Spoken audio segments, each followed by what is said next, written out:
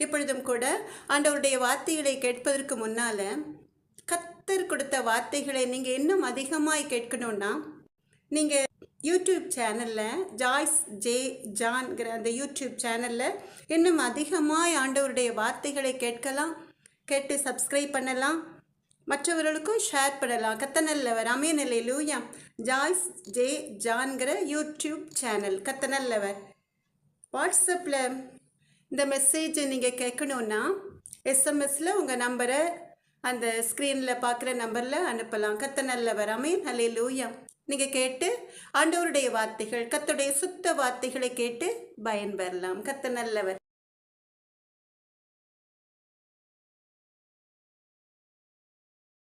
எனக்கன்பான தேவ ஜனமே, இஸ்ரவேலின் பெருமந்தே, சந்தோஷமா இருக்கீங்களா? கர்த்தருடைய சுத்த கிருபையினாலே இரக்கத்தினாலே 2025 வருடம் முடிந்து 2026 வருடம் பிப்ரவரி மாதத்திற்குள் நாம் பிரவேசித்திருக்கிறோம். கர்த்தர் அருமையாய் 2026 ஆண்டு ஜனவரி மாதத்தை சீக்கிரமாய் நன்மையாய் முடித்து வைத்தார் இல்லையா? எனக்கன்பான தேவ ஜனமே, பொழுதும் கூட பிப்ரவரி மாதம் சண்டே மெசேஜுக்காக கர்த்தர் கொடுத்த வேத வசனத்தை நீங்கள் தியானிப்பதற்கு முன்பாக, கர்த்தர் கொடுக்கிற வார்த்தைகளை கேட்டு கர்த்தருடைய நாமத்தை நீங்கள் மகிமைப்படுத்துவதற்கு முன்பாக, உங்கள் எல்லாருக்கும் தெரிந்த ஒரு அருமையான பாடலை நாம் எல்லாரும் சேர்ந்து பாடலாமா? கர்த்தர் நல்லவர். கண்களை மூடி பரிசுத்த ஆவியானவரின் வல்லமையினால் நிரப்பப்பட்டவர்களாய் நாம் இந்த பாடலை பாடலாம். கர்த்தர் நல்லவர். எங்களுக்குள்ளே வாசம் செய்யும் ஆவியானவரே, இந்நாளிலும் சித்தம் போல் நடத்தி செல்லும் ஐயா.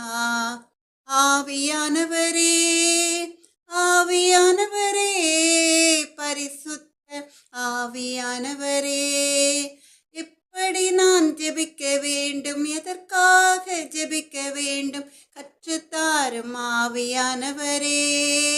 வேத வசனம் புரிந்து கொண்டு விளக்கங்களை அறிந்திட வெளிச்சம் தாரும் ஆவியானவரே. ஆவியானவரே, ஆவியானவரே, பரிசுத்த ஆவியானவரே, எங்க செல்ல வேண்டும், என்ன சொல்ல வேண்டும், வழி நடத்தும் ஆவியானவரே. விருப்பம் இல்லாத இடங்களுக்கு செல்லாமல் தடுத்து நிறுத்தும் ஆவியானவரே. ஆவியானவரே, ஆவியானவரே, பரிசுத்த ஆவியானவரே, கவலை கண்ணீர் மறக்கணும், கர்த்தரையே நோக்கணும், கற்றுத்தாரும் ஆவியானவரே. செய்த நன்மை நினைக்கணும், நன்றியோடு துதிக்கணும், சொல்லித்தாரும் ஆவியானவரே. ஆவியானவரே, ஆவியானவரே, பரிசுத்த ஆவியானவரே, எதிரிகளின் சூழ்ச்சிகள், சாத்தானின் தீக்கணைகள் எதிர்த்து நிற்க பலன் வேண்டுமே. உடல் சோர்வு, அசதிகள், பலகீனங்கள் நீங்கி உற்சாகத்தால் நிரம்ப வேண்டுமே. ஆவியானவரே, ஆவியானவரே, பரிசுத்த ஆவியானவரே.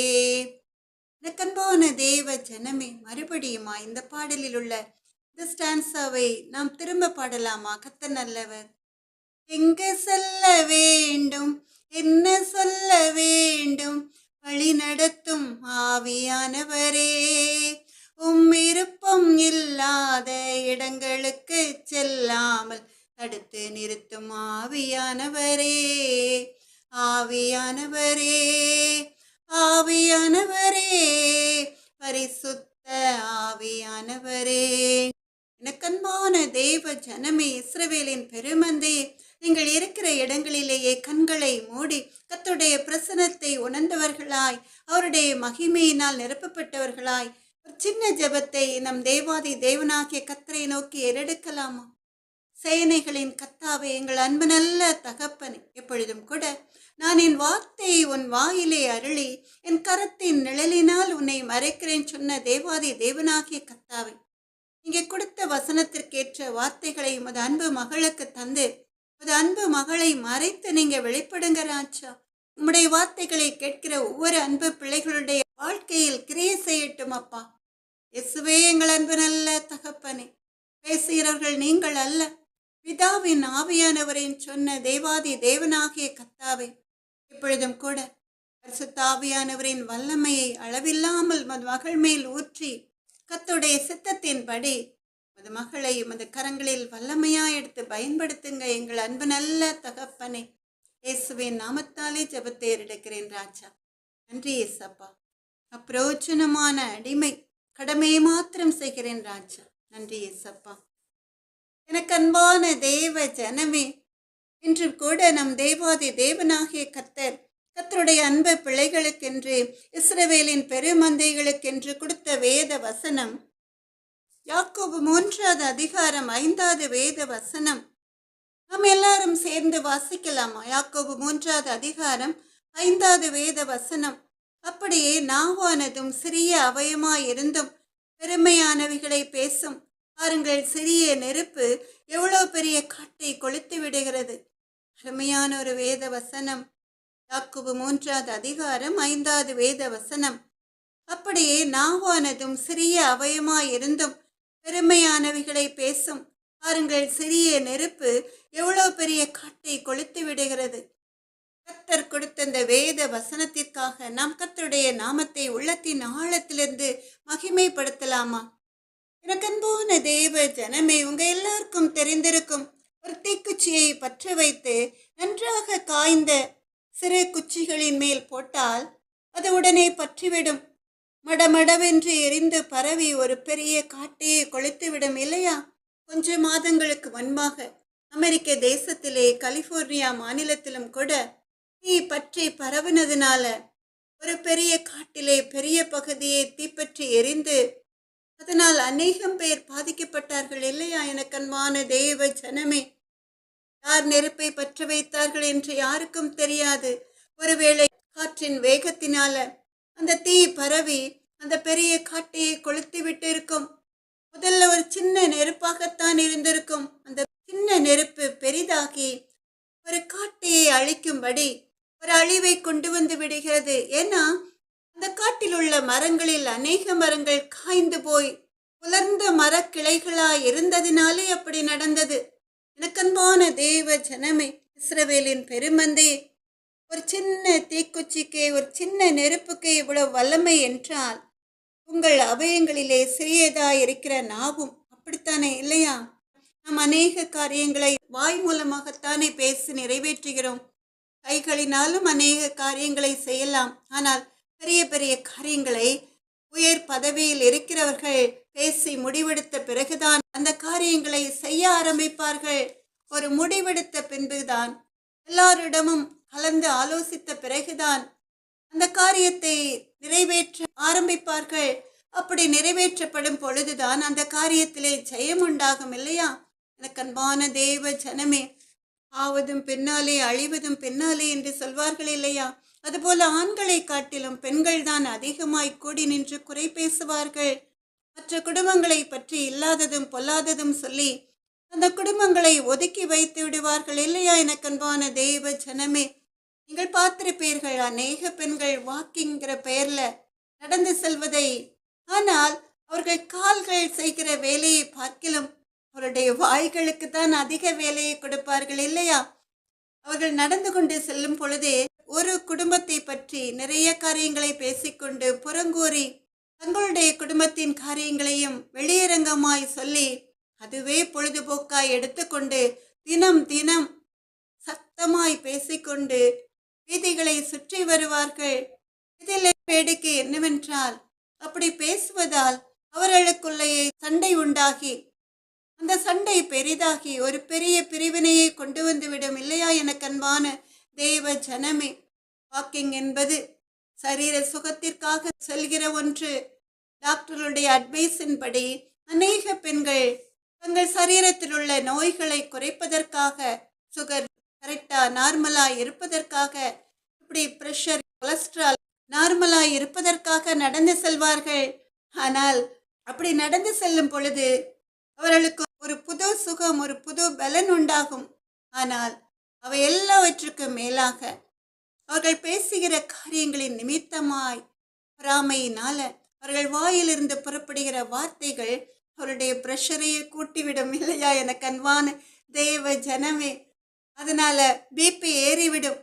இந்த நோய்களுக்கு பதிலாக பிபி அதிகமாகி வேற பல நோய்களை கொண்டு வந்துவிடும். எனக்கு அன்பான தேவ ஜனமே, இஸ்ரவேலின் பெருமந்தையே, எல்லா பெண்களையும் அப்படி நான் சொல்லவில்லை.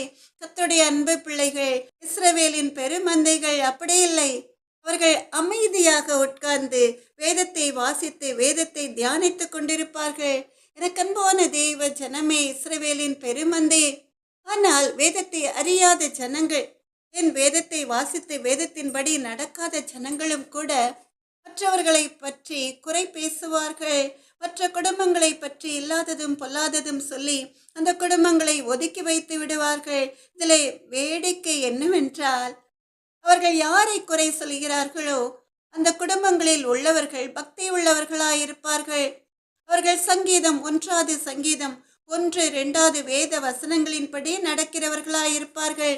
எனக்கு அன்பான தேவ ஜனமே, சங்கீதம் 1 உங்க எல்லாருக்கும் தெரிந்த ஒன்று இல்லையா? சங்கீதம் 1 சங்கீதம் 1, 2 வேத வசனம், துன்மார்க்கருடைய ஆலோசனையில் நடவாமலும் பாவிகளுடைய வழியில் நில்லாமலும் பரியாசக்காரர் உட்காரும் இடத்தில் உட்காராமலும் கர்த்தருடைய வேதத்தில் பிரியமாயிருந்து இரவும் பகலும் அவருடைய வேதத்தில் தியானமாயிருக்கிற மனுஷன் பாக்கியவான். அவன் நீர்க்கால்களின் ஓரமாய் நடப்பட்டு தன் காலத்தில் தன் கனியை தந்து இலையுதிராதிருக்கிற மரத்தை போல் இருப்பான். அவன் செய்வதெல்லாம் வாய்க்கும் என்று நாம் வேதத்திலே பார்க்கிறோம்.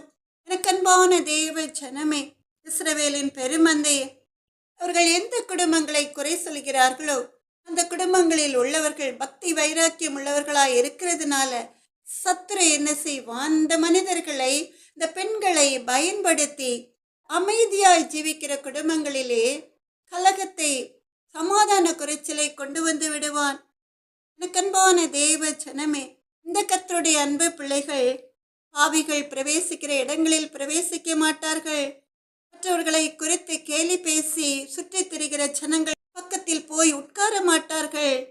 அது மாத்திரமல்ல, அவர்கள் சொல்கிற துராலோசனைகளுக்கெல்லாம் கீழ்ப்படிய மாட்டார்கள். அவர்கள் கிட்டே போனால் தானே அவருடைய துராலோசனைகளும் அவர்கள் வாயிலிருந்து வருகிற வீணான வார்த்தைகளும் இவர்கள் காதுகளில் கேட்கும் இல்லையா?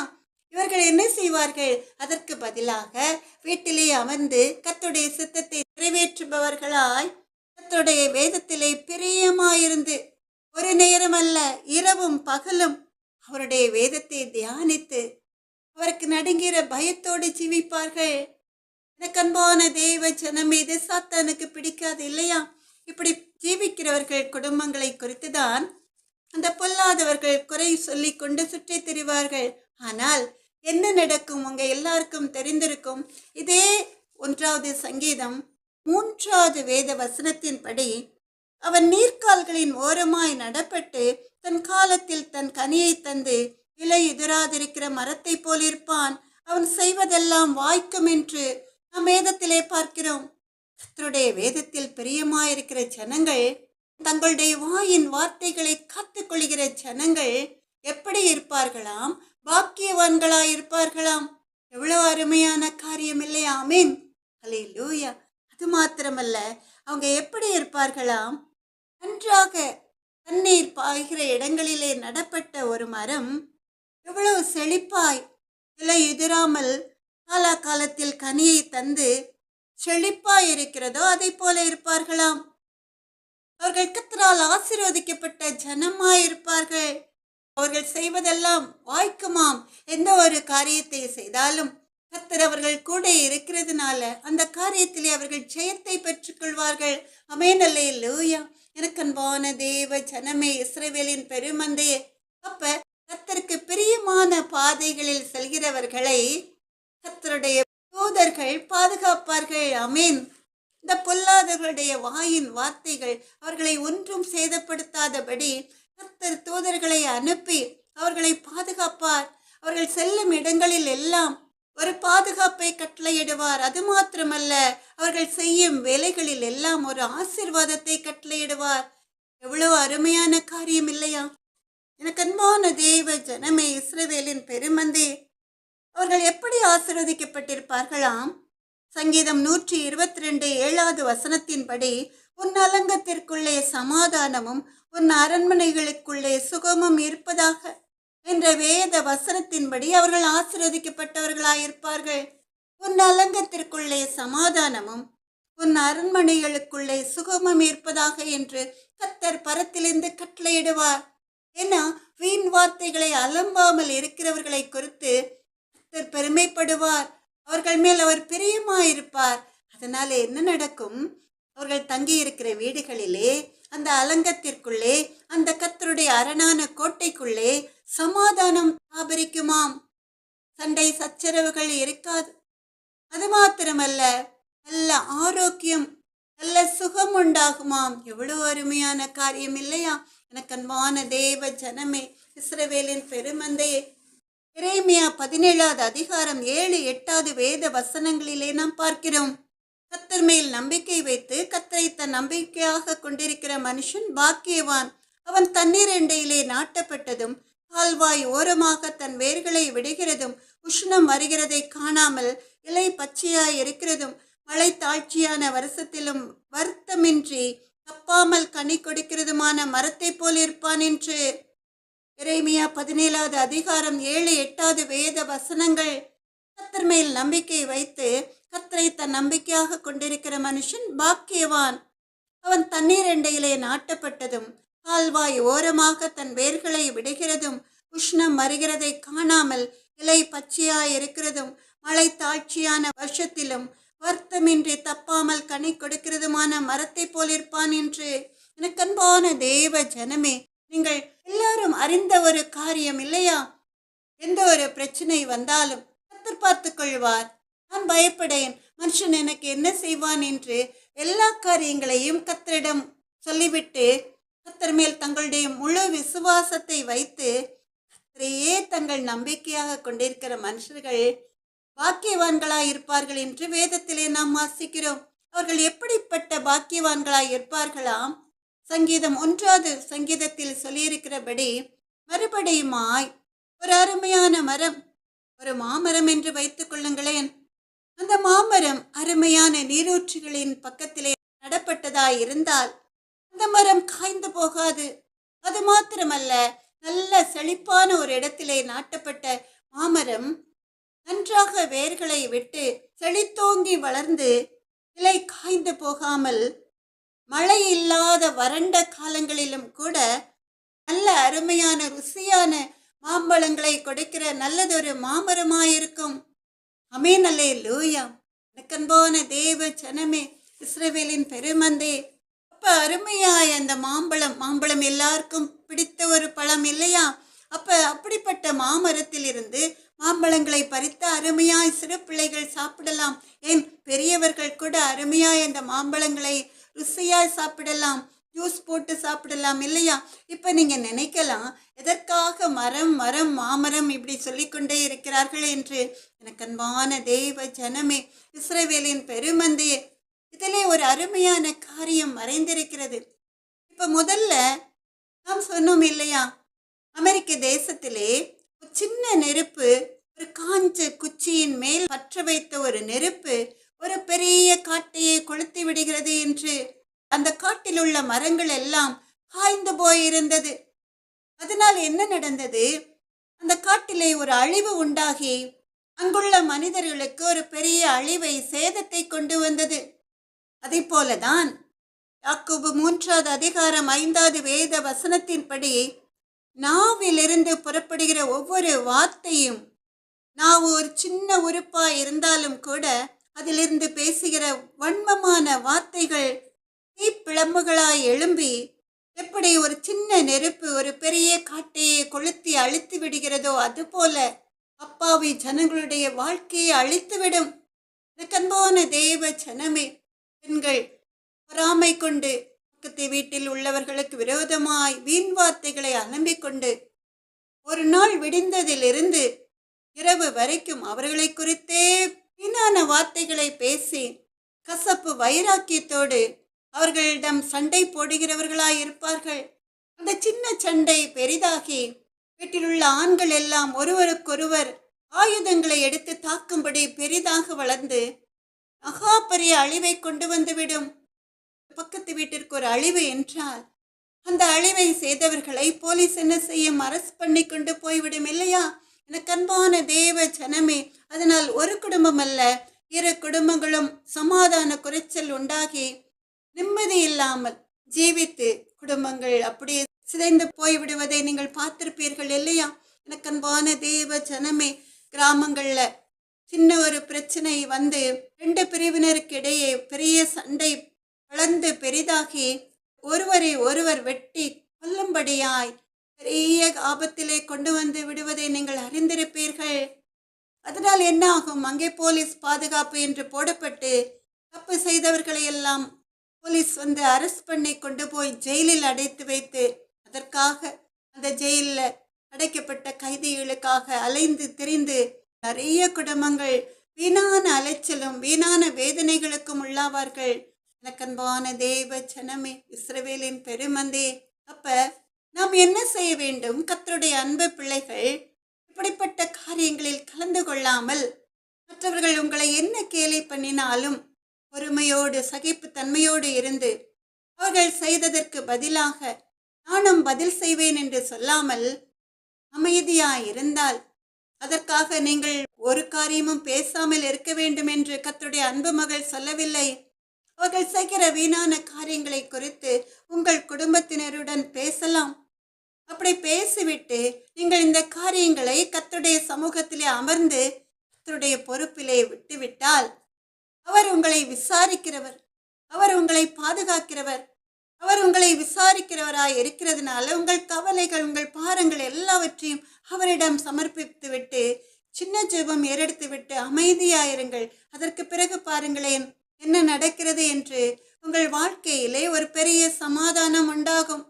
நீங்கள் அதையெல்லாம் பற்றி சட்டை பண்ணாமல் அருமையாய் கர்த்தர் கொடுக்கிற ஆசீர்வாதங்களை அனுபவிக்கிறவர்களாய் கர்த்தருடைய அரணான கோட்டைக்குள்ளே சுகமாய் தங்கி தாபரிப்பீர்கள். ஆமென், அல்லேலூயா. சண்டைகள் வராது. உங்களுக்கு விரோதமாய் அவர்கள் பல காரியங்களை செய்தாலும் நீங்கள் பொறுமையாய் இருந்தால், நீங்கள் வாய் திறந்தால் தானே, உங்கள் வாயிலிருந்து வீணான வார்த்தைகள் புறப்பட்டால் தானே சண்டை உண்டாகும் இல்லையா? எனக்கு அன்பான தேவ ஜனமே, அதனால் அந்த வார்த்தைகளை காது கொடுத்து கேட்காதபடி அதையெல்லாம் சட்டை பண்ணாமல் நீங்கள் உங்கள் நேரத்தை விரயம் பண்ணாமல் வேதத்தை தியானித்து வேதத்தின்படி நடந்து கர்த்தருக்கு பிரியமான பாதையில் முன்னேறி சென்றால் இம்மையில் உள்ள ஆசீர்வாதமும் மறுமையில் பரலோக ராஜ்யத்தின் ஆசீர்வாதங்களையும் நீங்கள் சுதந்திரித்து கொண்டு கர்த்தருடைய அன்பு பிள்ளைகளாய் ஜீவிப்பீர்கள். ஆமென், அல்லேலூயா. எனக்கன்பான தேவ ஜனமே, இஸ்ரவேலின் பெருமந்தே, ஏன் ஒரு மனிதனுடைய வாயிலிருந்து புறப்படுகிற வார்த்தைகள் ஒரு பெரிய அழிவை கொண்டு வருகிறது? அங்கே ஒரு சிறிய நெருப்பு காய்ந்த கட்டைகளின் மேல் பற்ற வைத்ததினாலே பெரிய காட்டையை கொளுத்தி விடுகிறது. அதுபோலதான் உங்கள் வாயிலிருந்து புறப்படுகிற வார்த்தைகள் வீணான வார்த்தைகளாய் இருக்கிறதுனால அதை கேட்கிற காதுகள் ஆண்டவரை அறியாத வேதத்தை அறியாத காதுகளாய் இருக்கிறதுனால அறியாத ஜனங்களாய் இருக்கிறதுனால அவர்கள் காய்ந்த மரத்தை போல இருப்பதினால அந்த சின்ன நெருப்பு ஒரு பெண்ணிடம் இருந்து வருகிற வார்த்தைகள் ஒவ்வொரு பெண்ணிடமாய் பரவி அநேக பெண்களுக்கு அந்த காரியங்கள் சென்றடைந்து எப்படி ஒரு சிறிய நெருப்பு காய்ந்த குச்சியின் மேல் போட்டவுடன் அந்த காய்ந்த மரங்களில் பற்றி எரிந்து ஒரு பெரிய அழிவை கொண்டு வருகிறதோ அதுபோல ஒரு பெண்ணின் ஒரு சகோதரியின் ஆத்மாவிலிருந்து புறப்படுகிற வார்த்தைகள் அநேக பெண்கள் கர்த்தரை அறிந்தும் வேதத்தை வாசித்தும் காய்ந்த மரங்களைப் போல் இருக்கிறதுனால அது சீக்கிரமாய் பற்றி பரவி அவருடைய ஆத்துமாக்களை நரக அக்கினியில் கொண்டு போய் விட்டுவிடும். அது மாத்திரமல்ல, எரேமியா 17வது அதிகாரம் 5, 6வது வேத வசனங்களை நீங்கள் வாசித்து பார்த்தால் உங்களுக்கு புரிந்திருக்கும். எரேமியா 17வது அதிகாரம் 5, 6வது வேத வசனத்தின்படி மனுஷன் மேல் நம்பிக்கை வைத்து மாம்சமானதை தன் புயபலமாக்கி கொண்டு கர்த்தரை விட்டு விலகுகிற இருதயமுள்ள மனுஷன் சபிக்கப்பட்டவன் என்று கர்த்தர் சொல்கிறார்.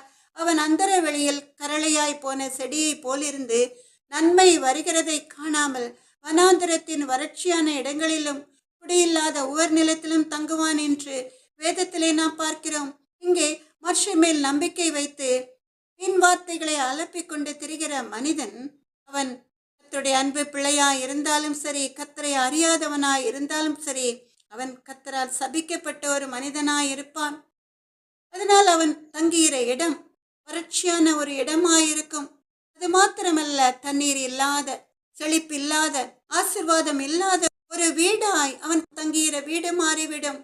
எனக்கன்பான தேவ ஜனமே, இஸ்ரவேலின் பெருமந்தே, அதனால் கர்த்தருடைய அன்பு பிள்ளைகள், இஸ்ரவேலின் பெருமந்தைகள், கர்த்தர் கொடுக்கிற எரேமியா 17வது அதிகாரம் 8வது வசனத்தில் உள்ள ஆசீர்வாதங்களை சங்கீதம் 1வது சங்கீதம் 3வது வேத வசனத்தின்படி, சங்கீதம் 122 7வது வேத வசனத்தின்படி நீங்கள் ஆசீர்வதிக்கப்பட வேண்டும் என்றால், கர்த்தருடைய அன்பு பிள்ளைகள் வேதத்தை வாசிப்பதோடு மாத்திரமல்ல, வேதத்தின்படி நடக்க கற்றுக்கொள்ள வேண்டும்.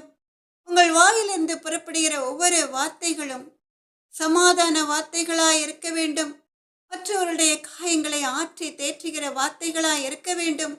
அப்படி செய்யும் பொழுது இந்த ஆசீர்வாதங்கள் எல்லாம் உங்கள் வாழ்க்கையில் அப்படியே நிறைவேறும். ஆமென், அல்லேலூயா. எனக்கன்பான தேவ ஜனமே, இஸ்ரவேலின் பெருமந்தை, அநேக கர்த்தருடைய அன்பு பிள்ளைகள் இப்ப நினைக்கலாம், நாங்கள் வேதத்தை தியானிக்கிறோமே, கர்த்தருக்கு பிரியமான பாதையில் நடக்கிறோமே, பிறகு ஏன் இவ்வளவு பிரச்சனைகள் எங்களுடைய வாழ்க்கையில் வருகிறது என்று. கர்த்தருடைய அன்பு மகளும் இந்த பிரச்சனைகளை சந்தித்திருக்கிறேன். ஆனால் கர்த்தருடைய அன்பு மகள் அமைதியா எல்லாவற்றையும் சகித்துக்கொண்டு அந்த பெண்களிடம் போய் சண்டை போடாமல் பொறுமையா இருந்து விடுவேன். எனக்கன்பான தேவ ஜனமே, இஸ்ரவேலின் பெருமந்தே, ஏன் இப்படிப்பட்ட காரியங்கள் நம்முடைய வாழ்க்கையில் வருகிறது என்றால், நீங்கள் கர்த்தர்கிட்டே சேர சேர, கர்த்தர் காட்டுகிற பரிசுத்த பாதையில் நடக்க நடக்க உங்களுக்கு விரோதமாய் யார் எழும்புவான்? நீங்கள் கர்த்தருக்கு பிரியமான பிள்ளைகள் என்றால் அது யாருக்கு பிடிக்காது? சத்துருவுக்கு பிடிக்காது இல்லையா? எனக்கன்பான தேவ ஜனமே, அந்த சாத்தான் தான் இப்படிப்பட்ட மனிதர்களை தன் கைகளில் எடுத்து பயன்படுத்துவான். யோபு 1வது அதிகாரத்திலே நீங்கள் வாசித்து பார்க்கலாம். யோபு எப்படிப்பட்ட மனிதனாய் இருந்தான்? உஸ் தேசத்திலே யோபு என்னும் பெயர் கொண்ட ஒரு மனுஷன் இருந்தான். அந்த மனுஷன் உத்தமனும் சன்மார்க்கனும் தேவனுக்கு பயந்து பொல்லாப்புக்கு விலகிறவனுமாயிருந்தான் என்று வேதத்திலே நாம் வாசிக்கிறோம். யோபு 1வது அதிகாரம் 1வது வேத வசனம். உஸ் தேசத்திலே யோபு என்னும் பெயர் கொண்ட ஒரு மனுஷன் இருந்தான். அந்த மனுஷன் உத்தமனும் சன்மார்க்கனும் தேவனுக்கு பயந்து பொல்லாப்புக்கு விலகிறவனுமாயிருந்தான் என்று. அப்ப இங்கே நாம் யோபுவை குறித்து பார்க்கிறோம். யோபுவுடைய வாழ்க்கையில் அநேக பிரச்சனைகள் வந்தது. எப்ப அப்படிப்பட்ட பிரச்சனைகள் அவனுடைய வாழ்க்கையில் வந்தது? யோபு உத்தமனாய் சன்மார்க்கனாய் கர்த்தருக்கு நடுகிற பயத்தோடு பொல்லாப்பை செய்யாமல் நீதிமானாய் இருந்ததினால்தான் சாத்தான் அவனுக்கு விரோதமாய் எழும்புகிறான். யோபு ஒரு நல்ல மனிதனாய் இருந்ததினால அது சாத்தானுக்கு பிடிக்கவில்லை. யோபு கர்த்தருக்கு பிரியமான பாதையில் நடந்ததினால, யோபு 1வது அதிகாரம் 10வது வேத வசனத்தின்படி அவன் கர்த்தரால் ஆசீர்வதிக்கப்பட்ட ஒரு மனிதனாயிருந்தான். அவன் நல்ல பாதையில் நடந்ததினால, அவன் உத்தமனாய் இருந்ததினால கர்த்தர் அவனை அதிகமாய் ஆசீர்வதித்திருந்தார். யோபு 1வது அதிகாரம் 10வது வேத வசனத்தை நாம் வாசிக்கும் பொழுது இது தெரியும். சாத்தான் சொல்கிறான், நீர் அவனையும் அவன் வீட்டையும் அவனுக்கு உண்டான எல்லாவற்றையும் சுற்றி வேலி அடைக்கவில்லையோ? அவன் கைகளின் கிரியையை ஆசீர்வதித்தீர், அவனுடைய சம்பத்து தேசத்தில் பெருகிற்று என்று. சாத்தான் வந்து கர்த்தரிடம் வாதாடுகிறான் யோபுவை குறித்து. யோபு 1வது அதிகாரம் 10வது வேத வசனத்திலே, நீர் அவனையும் அவன் வீட்டையும் அவனுக்கு உண்டான எல்லாவற்றையும் சுற்றி வேலி அடைக்கவில்லையோ? அவன் கைகளின் கிரியையை ஆசீர்வதித்தீர், அவனுடைய சம்பத்து தேசத்தில் பெருகிற்று என்று. அதனால்தான் பொறாமை எண்ணம் கொண்டு சாத்தான் யோபுவுக்கு விரோதமாய் எழும்புகிறான். இங்கே நாம் பார்க்கிறோம், யோபு கர்த்தரால் ஆசீர்வதிக்கப்பட்ட ஒரு மனிதனாயிருந்தான் என்று. அவன் கையிட்டு பிரயாசப்பட்டு செய்கிற வேலைகளில் எல்லாம் கர்த்தர் ஒரு ஆசீர்வாதத்தை கட்டளையிட்டார். அது மாத்திரமல்ல, அவனுடைய ஆசீர்வாதம் அந்த தேசத்திலே பல்கி பெருகுகிற ஒரு ஆசீர்வாதமாய் இருந்தது. அது மாத்திரமல்ல, அவனுக்கு கர்த்தருடைய பாதுகாப்பு கிடைத்தது. ஏன்னா சங்கீதம் 1 2வது வேத வசனத்தின்படி அவன் நடக்கிறவனாயிருந்தான். அதனால் அவனுடைய வீட்டை சுற்றி அவனுக்கு சொந்தமான எல்லாவற்றையும் சுற்றி கர்த்தர் அக்கினி மதிலாய் தூதர்களை அனுப்பி பாதுகாத்தார். நீதிமான்கள் இந்த ஆசீர்வாதங்களை அனுபவிப்பது சாத்தானுக்கு பிடிக்கவில்லை. அதனால் அவன் யோபுவுக்கு விரோதமாய் எழும்பினான். அதனால் தான் யோபுவுடைய வாழ்க்கையில் பல பாடுகள். ஆனாலும் கூட முடிவிலே அவன் கர்த்தரிடமிருந்து மறுபடியுமாய் அந்த ஆசீர்வாதங்களை இரண்டத்தனியாய் சுதந்திரித்துக் கொண்டான் என்று வேதத்திலே நாம் பார்க்கிறோம் இல்லையா? எனக்கன்பான தேவ ஜனமே, அதுபோலதான் இந்த உலகத்திலே தான் உண்டு தன் வேலையுண்டு என்று இருக்கிறவர்களை பார்த்தால், அதுவும் அவர்கள் வேதத்தை வாசித்து வேதத்தின்படி நடக்கிறவர்களாய் இருந்தால் சாத்தானுக்கு அது சுத்தமாய் பிடிக்காது. அதனால் தான் பொல்லாத மனிதர்களை பயன்படுத்தி அவர்கள் சமாதானத்தை அவன் கெடுக்க பார்ப்பான். இதை குறித்து தான் யாக்கோபு 3வது அதிகாரம் 8 9வது வேத வசனத்திலே நாம் வாசிக்கிறோம். யாக்கோபு 3வது அதிகாரம் 8 9வது வேத வசனங்கள் நாம் எல்லாரும் சேர்ந்து வாசிக்கலாமா? நாவை அடக்க ஒரு மனுஷனாலும் கூடாது, அது அடங்காத பொல்லாங்குள்ளதும் சாவுக்கு ஏதுவான விஷம் நிறைந்ததுமாயிருக்கிறது. அதனாலே நாம் பிதாவாகிய தேவனை துதிக்கிறோம். தேவனுடைய சாயலின்படி உண்டாக்கப்பட்ட மனுஷரை அதனாலேயே சபிக்கிறோம். துதித்தலும் சபித்தலும் ஒரே வாயிலிருந்து புறப்படுகிறது என்று யாக்கோபு 3வது அதிகாரம் 8 9 10வது வேத வசனங்கள். நாவை அடக்க ஒரு மனுஷனாலும் கூடாது, அது அடங்காத பொல்லாங்குள்ளதும் சாவுக்கு ஏதுவான விஷம் நிறைந்ததுமாயிருக்கிறது. அதனாலே நாம் பிதாவாகிய தேவனை துதிக்கிறோம். தேவனுடைய சாயலின்படி உண்டாக்கப்பட்ட மனுஷரை அதனாலேயே சபிக்கிறோம். துதித்தலும் சபித்தலும் ஒரே வாயிலிருந்து புறப்படுகிறது என்று இவ்வளவு அருமையான ஒரு வேத வசனம் இல்லையா? எனக்கன்பான தேவ ஜனமே, இஸ்ரவேலின் பெருமந்தையே, நம்முடைய ஆதி தகப்பன் ஆதாம் மண்ணிலிருந்து உண்டாக்கப்பட்ட ஒரு மனிதன். அந்த சந்ததியில் நாம் பிறந்தவர்கள் இல்லையா? ஆனாலும் கூட கர்த்தர் அவருடைய சாயலாய் ஆதாமை படைத்தார். அதனால் கர்த்தரால் படைக்கப்பட்ட பிள்ளைகள் என்ன செய்கிறார்கள்? பிதாவை நோக்கி தேவனை துதிக்கிறோம் இல்லையா? வேதத்தை வாசிக்கிறவர்கள் அதிக நேரம் துதிப்பார்கள். ஆனால் துதிக்கிற அன்பு பிள்ளைகளுடைய வாயிலிருந்து சாபமான வார்த்தைகள் வருகிறது இல்லையா? துதித்தலும் சபித்தலும் ஒரே வாயிலிருந்து புறப்படுகிறது. எனக்கன்பான தேவ ஜனமே, இஸ்ரவேலின் பெருமந்தே, உங்களுக்கு விரோதமாய் யாராவது ஏதாவது ஒரு பொல்லாங்கான காரியம் செய்துவிட்டால், நீங்கள் நீதிமான்களாய் உத்தமர்களாய் இருந்தாலும் கூட உங்கள் வாயிலிருந்து டக்கென்று கோபம் வந்து உங்கள் வாயிலிருந்து சாபமான வார்த்தை வந்துவிடும். அப்படி நீங்கள் நீதிமான்களாய் ஜீவிக்கும் பொழுது உங்கள் வாயிலிருந்து புறப்படுகிற அந்த சாபம் அப்படியே சில குடும்பங்களில் பலித்துவிடும். உங்களுக்கு விரோதமாய் எழும்பியவர்களுடைய வாழ்க்கையில் பலித்துவிடும். அதனால் அவர்கள் வேதனைப்படுவது உங்களுக்கு பிரியமில்லாத ஒரு காரியம் இல்லையா? எனக்கன்பான தேவ ஜனமே, அதனால் நீங்கள் எல்லா சூழ்நிலைகளிலும் பொறுமையை காத்துக்கொள்ள வேண்டும். மன்னிக்கிற மனப்பக்குவத்தோடு. ஒருவர் உங்களை எவ்வளவு கேடான காரியங்கள் செய்தாலும் தூற்றி தெரிந்தாலும் கூட அவர்கள் முன்னால் சென்று, இப்படி செய்கிறாயே, நான் உனக்கு என்ன தீங்கு செய்தேன், எதற்காக எனக்கு விரோதமாய் இத்தனை காரியங்களை செய்கிறாய் என்று அவர்கள் முன்னால் சென்று ஆர்கியூ பண்ணக்கூடாது. அதற்கு பதிலாக அவர்களை ஆசீர்வதிக்க, அவர்களை மன்னிக்க நாம் கற்றுக்கொள்ள வேண்டும். அவர்களுக்காக ஜெபிக்க நாம் கற்றுக்கொள்ள வேண்டும். எனக்கன்பான தேவ ஜனமே, ஆனால் இந்த காரியம் கர்த்தருடைய அன்பு பிள்ளைகளுக்கும் கூட ஒரு கஷ்டமான காரியமாயிருக்கும். ஏன்னா நாவை அடக்க ஒரு மனுஷனாலும் கூடாது என்று வேதத்திலேயே நாம் பார்க்கிறோம். நாவு எப்படிப்பட்ட ஒன்றாம்? அது பொல்லாங்குள்ளதாம். அது மாத்திரமல்ல, ஒருவனை கொல்லும்படியாய் விஷம் நிறைந்த ஒன்றாய் அது இருக்கிறதாம். எனக்கன்பான தேவ ஜனமே, அதனால இந்த வாயின் வார்த்தைகளை காத்துக்கொள்ள அநேக பெண்களால், அநேக ஆண்களால் கூடாது இல்லையா? மனைவி அருமையாய் கர்த்தரை நேசிக்கிறவளாய், பக்தி வைராக்கியம் உள்ளவளாய், பொறுமையுள்ளவளாய் இருப்பாள்.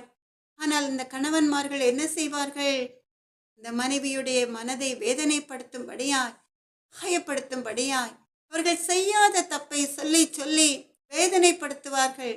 அதனால் இந்த மனைவிமார்களுடைய உள்ளங்கள் அப்படியே உடைந்து சுக்கு நூறாய் போய்விடும் இல்லையா? எனக்கன்பான தேவ ஜனமே, அவர்கள் பொறுமையாய் இருந்தாலும் அந்த கணவனை எதிர்த்து எதிர்வார்த்தை பேச திராணி அற்றவர்களாய் இருந்தாலும் அவர்களை விசாரிக்கிற ஒரு தகப்பன் இருக்கிறார் என்பதை அந்த பொல்லாதவர்கள் அறிந்து கொள்ள மாட்டார்கள். அவர்கள் வாழ்க்கையிலே பாடுகளை அனுபவிக்கும் பொழுதுதான் தெரியும், அப்பாவி மனைவியை நாம் எவ்வளவு வேதனைப்படுத்தினோம், அதற்குரிய தண்டனை தான் என்மேல் சுமந்திருக்கிறது, அதற்குரிய தண்டனை தான் நான் அனுபவிக்கிறேன் என்று அவர்கள் வேதனைப்பட ஆரம்பித்து விடுவார்கள். எனக்கன்பான தேவ ஜனமே, இஸ்ரவேலின் பெருமந்தையே, நீங்கள் துதிக்கிற வாயிலிருந்து சாபமான வார்த்தைகளை சொல்லாமல் பொறுமையை காத்துக்கொண்டால் உங்களுக்காக வழக்காட உங்கள் மேல் பிரியமுள்ள தேவன் எழுந்திருப்பார். அப்படி அவர் எழுந்திருக்கும் பொழுது அவருக்கு முன்பாக சத்துருக்களால் நிற்க முடியாது, அவர்கள் சிதறுண்டு போவார்கள் இல்லையா? கர்த்தர் அவர்களை தண்டிப்பார். அவர் அதே நேரத்திலே அவர்கள் கண்களுக்கு முன்பாக, அந்த சத்துருக்களுக்கு முன்பாக ஒரு பந்தியை உங்களுக்கு என்று ஆயத்தப்படுத்துவார். ஆமென், அல்லேலூயா. எனக்கன்பான தேவ ஜனமே, இஸ்ரவேலின் பெருமந்தை, இப்படிப்பட்ட பொல்லாத மனிதர்களை கர்த்தர் வெறுக்கிறார். இதை குறித்துதான் தாவீது ராஜாவும் கூட 57வது சங்கீதம் 4வது வேத வசனத்திலே சொல்லி இருக்கிறான். சங்கீதம் 57வது சங்கீதம் 4வது வேத வசனம், என் ஆத்துமா சிங்கங்களின் நடுவில் இருக்கிறது, தீயை இறைக்கிற மனுபுத்திரருக்குள்ளே கிடக்கிறேன், அவர்கள் பற்கள் ஈட்டிகளும் அம்புகளும் அவர்கள் நாவு கருக்கான பட்டயமா இருக்கிறது என்று. எப்படி இருக்கிறதாம்? தாவீது ராஜா சொல்கிறார். ஒரு ராஜாவை எப்படி சொல்கிறார் என்றால் சாதாரண மனுஷனை மாத்திரம் இல்லையா? எனக்கன்பான தேவ ஜனமே, சங்கீதம் 57வது சங்கீதம் 4வது வேத வசனம், என் ஆத்துமா சிங்கங்களின் நடுவில் இருக்கிறது, தீயை இறைக்கிற மனு புத்திரருக்குள்ளே கிடக்கிறேன், அவர்கள் பற்கள் ஈட்டிகளும் அம்புகளும் அவர்கள் நாவு கருக்கான பட்டயமா இருக்கிறது என்று. தீயை இறைக்கிற மனு புத்திரருக்குள்ளே என்றால் வாயிலிருந்து அக்கினி புறப்பட்டு வருகிறதா? இல்லை எனக்கன்பான தேவ ஜனமே. மேஜிக் ஷோல வாயிலிருந்து நெருப்பு புறப்பட்டு வருவதை போல காட்டுவார்கள் இல்லையா? அது ஒரு ஷோதான். ஆனால் இங்கே அக்கினி என்பது மனுஷர் வாயிலிருந்து புறப்படுகிற வார்த்தைகள், வேதனைப்படுத்துகிற, காயப்படுத்துகிற தீங்கான வார்த்தைகள். அவர்கள் நாவு பற்கள், இப்படி வாயின் வார்த்தைகள் எல்லாம் யுத்த ஆயுதங்களாய் இருக்கிறது என்று. எனக்கன்பான தேவ ஜனமே, யுத்த ஆயுதங்களான ஈட்டிகளையும் அம்புகளையும் பட்டயங்களையும் பயன்படுத்தி யுத்தத்திலே மனிதர்களை கொல்லதான் முடியும். தேவனால் படைக்கப்பட்ட ஜீவன்களை அழிப்பதற்காகத்தான் இந்த ஆயுதங்களை பயன்படுத்துகிறார்கள். அதுபோலதான் இங்கே தாவீது ராஜா சொல்கிறார், அவர்கள் பற்கள் ஈட்டிகளும் அம்புகளும் அவர்கள் நாவு கருக்கான பட்டயமாய் இருக்கிறது என்று. அதுபோலதான் ஒவ்வொரு மனிதனுடைய வாயிலுள்ள நாவின் மூலமாய் வருகிற வார்த்தைகளும் அது இல்லாததும் பொல்லாததும் பேசுகிறதுனால நிறைய குடும்பங்கள் அழிந்து போய்விடும். நிறைய கோர்ட்டுகளை நீங்கள் பார்க்கலாம். தப்பே செய்யாத ஒரு மனிதன் அப்பாவியாய் சாட்சி கூண்டிலே ஏறி நிற்பான். அவனுக்கு விரோதமாய் பணத்தை கொடுத்து பொய் சாட்சிகளை நிறுத்தி அவன் செய்யாத தப்பை நிரூபித்து அவனுக்கு மரண தண்டனை பெற்றுக் கொடுத்து விடுவார்கள். இவ்வளவு பரிதாபமான வேதனையான ஒரு காரியம் இல்லையா எனக்கன்பான தேவ ஜனமே? சங்கீதம் 52:1-2 வேத வசனத்தின்படி, பலவானே, பொல்லாப்பில் ஏன் பெருமை பாராட்டுகிறாய்? தேவனுடைய கிருபை எந்நாளும் உள்ளது. நீ கேடுகளை செய்ய எத்தனம் பண்ணுகிறாய். கபடு செய்யும் உன் நாவு தீட்டப்பட்ட சவாரகன் கத்தியைப் போல் இருக்கிறது. நன்மையை பார்க்கிலும் தீமையையும் யதார்த்தம் பேசுகிறதை பார்க்கிலும் பொய்யையும் விரும்புகிறாய். கபடமுள்ள நாவை சங்கரிக்கும் சகல வார்த்தைகளையும் நீ விரும்புகிறாய் என்று நாவை குறித்து தாவீது ராஜா சங்கீதம் 52:1-2-3 வேத வசனங்களிலே சொல்கிறார். பலவானே, பொல்லாப்பில் ஏன் பெருமை பாராட்டுகிறாய் என்று. தேவனுடைய கிருபை எந்நாளும் உள்ளது. இக்கேடுகளை செய்ய எத்தனம் பண்ணுகிறாய். கபடி செய்யும் உன் நாவு தீட்டப்பட்ட சவரன் கத்தியை போல் இருக்கிறது. நன்மையை பார்க்கிலும் தீமையையும் யதார்த்தம் பேசுகிறதை பார்க்கிலும் பொய்யையும் விரும்புகிறாய். கபடமுள்ள நாவே சங்கரிக்கும் சகல வார்த்தைகளை நீ விரும்புகிறாய் என்று. கோர்ட்டிலே சாட்சி குண்டிலே பொய் சாட்சிகளை நிறுத்துகிற பணக்காரர்கள் பலவான்களாயிருக்கிறார்கள். அவர்களுக்கு விரோதமாய் எளியவனால் அவன் ஒரு தப்பை செய்யாத அப்பாவியாய் இருந்தாலும் ஒன்றும் செய்ய முடியாது. அதனாலே அவர்கள் தைரியமாய் பொய் சாட்சிகளை நிறுத்தி அந்த அப்பாவி மனிதனுக்கு கேடுகளை செய்யும்படியாய் பொய் சாட்சிகளை தீட்டப்பட்ட கத்திகளைப் போல வார்த்தைகளை பேச சொல்கிறார்கள்.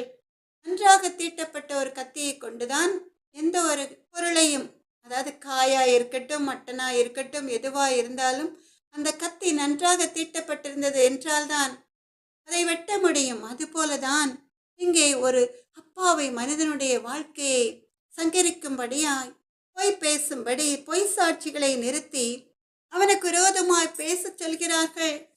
அந்த பொய் சாட்சிகள் என்ன செய்கிறார்கள்? இந்த பலவான்கள் கொடுக்கிற பணத்துக்காக இந்த அப்பாவி மனிதனை சங்கரிக்கும்படி கொன்று போடும்படி வார்த்தைகளை கொட்டுகிறார்கள்.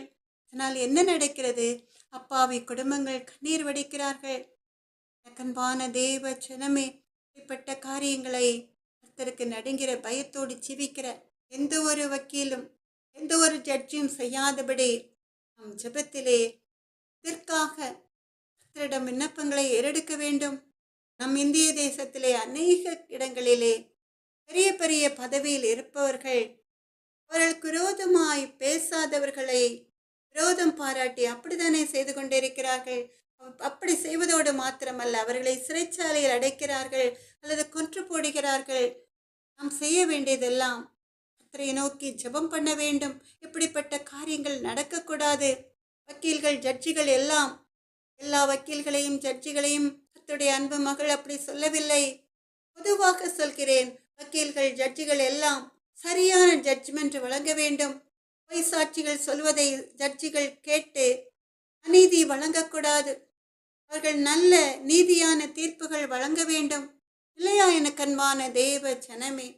ஆனால் ஒன்று மாத்திரம் நிச்சயம், நியாய தீர்ப்பு கர்த்தரிடமிருந்து வரும். அமேன், அல்லேலூயா. சங்கீதம் 52 சங்கீதம் 5வது வேத வசனத்தின்படி, சங்கீதம் 52 5வது வேத வசனத்தை நாம் எல்லாரும் சேர்ந்து வாசிக்கலாமா? தேவன் உன்னை என்றென்றைக்கும் இராதபடி அழித்து போடுவார்.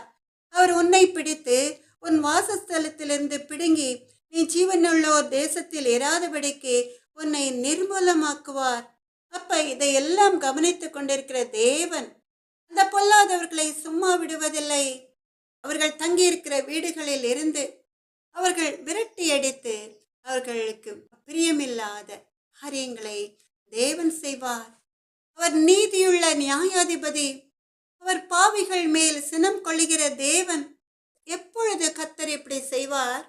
அது பாதிக்கப்பட்ட மனிதன் அப்பாவியாய் ஒரு தப்பும் செய்யாமல் கர்த்தருக்கு நடுங்கிற பாதையில் ஜீவிக்கும் பொழுது ஒரு நாள் வரும், கர்த்தர் எழும்புவார். அந்த பொல்லாதவர்களை, இந்த துன்மார்க்கர்களை சங்கரிக்கும்படியாய். எனக்கன்பான தேவ ஜனமே, இஸ்ரவேலின் பெருமந்தே, 1 ராஜாக்கள் 21வது அதிகாரத்திலே 2 பேரை குறித்து நாம் பார்க்கிறோம். ஆகாப் ராஜா, ஆகாப்பின் மனைவி, அவன் மனைவியுடைய பெயர் ஏசபேல். அது மாத்திரமல்ல, நாபோத். இங்கே நாபோத் ஒரு அப்பாவியாயிருக்கிறான்.